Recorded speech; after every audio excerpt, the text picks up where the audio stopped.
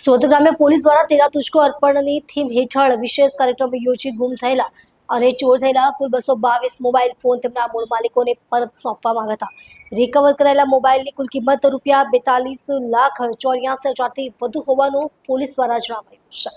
કામરેજ તાલુકાના વાવ ગામ સ્થિત શ્રી વશિષ્ઠ વિદ્યાલય ખાતે યોજાયેલ કાર્યક્રમમાં સુરત રેન્જ આઈના આઈજીપી પ્રેમવીરસિંહ અધ્યક્ષ સ્થાને રહ્યા હતા, જ્યારે સુરત ગ્રામ્ય પોલીસ અધિક્ષક રાજેશ ગડિયા સહિતના અધિકારીઓ ઉપસ્થિત રહ્યા હતા।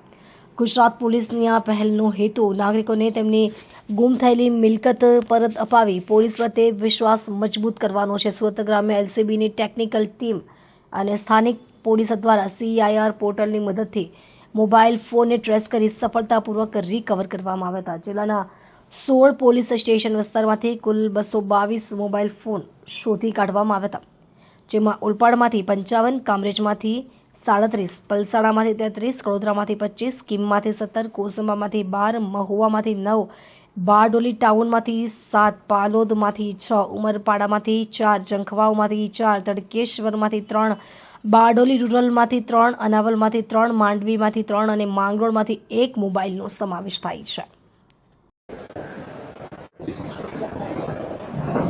આજરોજ સુરત ગ્રામ્ય જિલ્લા પોલીસ દ્વારા તેરા તુજકો અર્પણ કાર્યક્રમનું આયોજન કરવામાં આવેલું।